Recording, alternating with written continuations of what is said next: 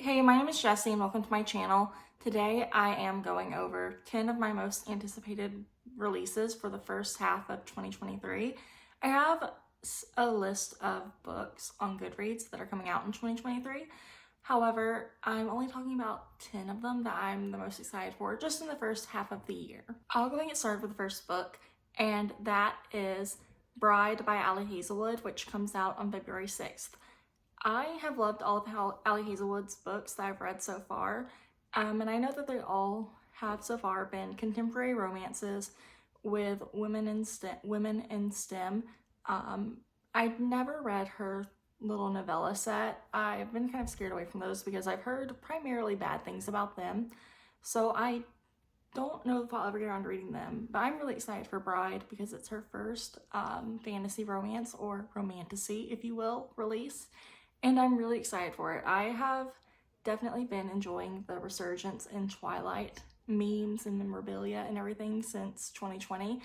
And I'm aware this book probably has no relation to Twilight other than the fact that there are vampires and werewolves, but I'm still excited to kind of see where that goes. However, I will admit that I am a little nervous with the love interest being a werewolf, just because I know that whenever I read Twilight, I was incredibly anti-Team Jacob. I didn't like the whole werewolf aspect. I'm excited to see what it's like. The next few books that I'm really excited about all come out in March, and I think a lot of them come out on or around March 5th.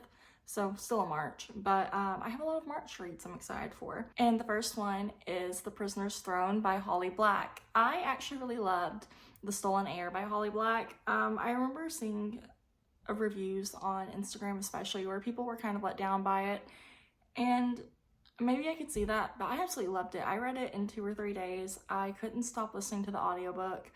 I really enjoyed Ren. I enjoyed seeing Oak grown up, and I'm excited to see what's going to happen now that Oak has betrayed Ren and Ren's holding him hostage essentially. And I'm just really excited to see how this, I think it's a duology, so I'm excited to see how this wraps up and how it ends.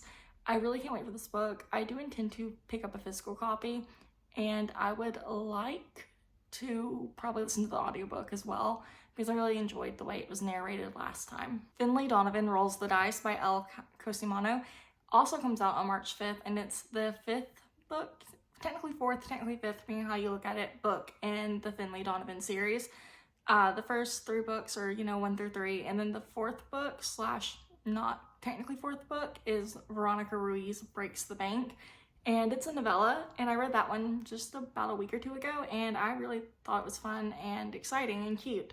And so I'm really excited to get back into this kind of chaotic existence that Finlay has, where she has, essentially accidentally become a hitwoman who's not necessarily a hitwoman, but she's also working with the Russian mafia at this point, or Russian mob, one or the other. I don't know if they're interchangeable. Things have gotten wild. I will admit that the 3rd book, where Finlay and Vero ended up in like this police academy, wasn't my favorite book. I think there were too many extra characters, and so it kind of felt like as Finlay and Veronica were going through everything, it felt like there was main character syndrome a little bit going on, where, Finlay was kind of always coming out on top, even though there were other characters who could have and should have. That book I didn't like as much, but I'm excited for Finlay Donovan Rolls the Dice because I really thought after the 2nd book, that's when Vero and Finlay would have been going to Vegas or the casinos or wherever it is they're going in this next book. But I'm excited to see how this goes. I'm hoping there's a few more books after this one. I don't really know how many are expected to be in this series, but I'm excited to get back into the absurdity of Finlay and Vero's situations. This Could Be Us by Kennedy Ryan also comes out, I believe, on March 5th, and it is the 2nd book in the Skyland series. I absolutely loved Before I Let Go. I couldn't put it down. I read it in a day, and it's one of my favorite tropes, second chance romance. So I have really high hopes for This Could Be Us. I'll be honest, I'm not really completely sure what this one's about. I haven't read the summary. I haven't actually read the summaries for any of these. Most of these books on this particular list are by authors that I have already read, and I've enjoyed their other work. And similarly, I'm excited to see where this one will go. I really enjoyed the setting of the last one. I enjoyed the emotional depth of the 2 main characters, and I'm hoping to see that again in this next book, This Could Be Us. A Witch's Guide to Magical Innkeeping by Sangu Mandana comes out on April 2nd, and it's another one I'm super excited for. I'm pretty sure that The Secret Society of Irregular Witches was one of the first cozy fantasies I read, and I really enjoyed it. I still think about it. I kind of want to reread it. I want a physical copy of it because I read the ebook. I'm really looking forward to A Witch's Guide in Magical Innkeeping. I really liked the magical setting. I enjoyed how cozy and sweet everything was, and I'm really excited to see how that will be portrayed in this book. Only Forever by Chloe Leese is the last book in the Bergman Brothers series, and I believe it comes out on April 9th. And it's another one I'm really excited for. I'm excited to see how Vigo's story plays out. I feel like I don't really know Vigo that well. I feel like throughout all the other books, he is a jokester, but also I feel like I still just haven't seen him on page as much as the other brothers at some points, and maybe that's just me misremembering, because I have been reading the series kind of spread out over, I think, the past 2 years, but I am excited to see this one come to a close. I am excited to see how it comes to a close and for all 7 of these kids to have their happily ever afters. I'm really interested in just where this is going to go. This has been one of my favorite series. I've read all of them as ebooks, and I actually received the first book in paperback with the new covers for Christmas, and so I kind of want to start slowly picking up all of them with the new covers. I'm just looking forward to it, and I'm excited about it. Funny Story by Emily Henry is also her next release, and it comes out on April 30th, I think. April 23rd or 30th, something like that. I hate to say this again, but I'm excited. I really love Emily Henry's books. I have enjoyed them, and for the most part, for me and my experience, they just keep getting better and better. I absolutely love, I suddenly forgot the name of it, but her book that came out this year with Win, and whenever they go on this friend's vacation and kind of fall back in love after having to kind of keep up this performance of having never split up. So I'm really looking forward to reading Funny Story. I'm expecting it to be about it's going to be another love story, I'm sure, but I'm expecting, one or both the characters to work in book media in some way. I'm expecting there to be a bit of a vacation type setting at some point.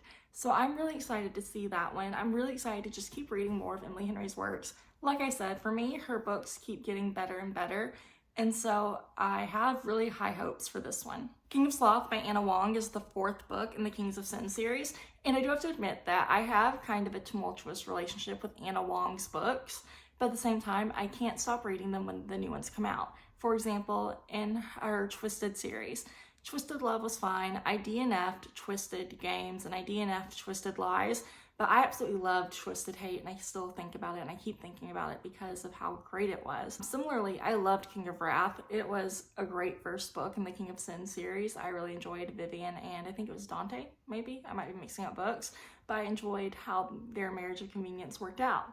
And then the second book was fine. It was okay. I had really high hopes for King of Greed, because it was a second chance romance. So I had kind of, I think, too high of hopes for it, given my history with Anna Wong.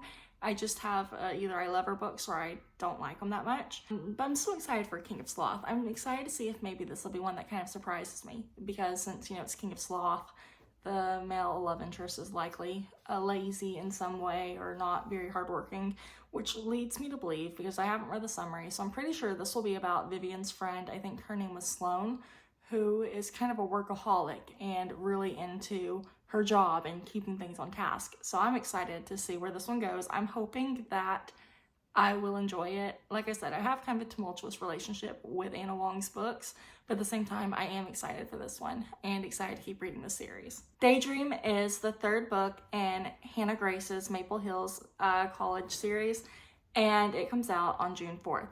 In this particular book, I think it's supposed to follow Henry. And Henry's kind of been like this big brother role to the love interest in the past 2 books.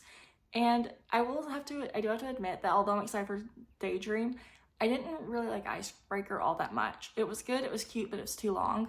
But then Wildfire was so much better. I had such a great time with Wildfire. I loved it. I couldn't put it down. I really enjoyed Russ, and I can't remember the female love interest's name. I can't remember the heroine's name, but their relationship was really sweet. I liked the way it developed. I liked kind of these issues both characters had with their fathers and their families, and kind of seeing how that was resolved seeing how that was resolved by the end of the book, or at least in the process of being resolved, and how, as the book went on, how that impacted their relationship and their ability to have this relationship. And so because of that, I'm really excited to see Henry, because Henry kind of, he gave this brotherly advice to Nate and Russ in both books. And so I'm excited to see his story. And then lastly, I have Not in Love by Ali Hazelwood, and it comes out on June 11th. The second Ali Hazelwood book in this list, but it is one that is more in her genre that I have read before. And it's another contemporary romance where the heroine is in STEM. The hero, from what I've heard about this one, he might not necessarily be in STEM, but he's still they still end up working together. And so I'm looking forward to this one too, seeing how this one plays out, seeing if I like it better than Love Theoretically, The Love Hypothesis, and Love on the Brain, because all three of those were great to me. So I'm just excited to keep reading more by Ali Hazelwood. In general, these are all books that I don't know a ton about. I haven't really read the summaries of them, but I know that I've liked other books by these authors, or I've seen them hyped and I fall for hype. In general, these are all books that I'm really excited to read. I'm hoping that I will get to most of these during 2024. However, I just know the way my reading went in 2023, that may be a little bit of a struggle. I definitely struggled to meet my reading goals in 2023 and to make time to read, and I struggled going in and out of hardcore reading slumps. So these are all books that I'm excited for, and I'm hoping will keep me from feeling slumpy in 2023. But that is it for now. Thank you so much for taking the time to watch this video. Please let me know if you are interested in any of these books, if you have any other books that you think I might find interesting, and I'll talk to you later. Bye.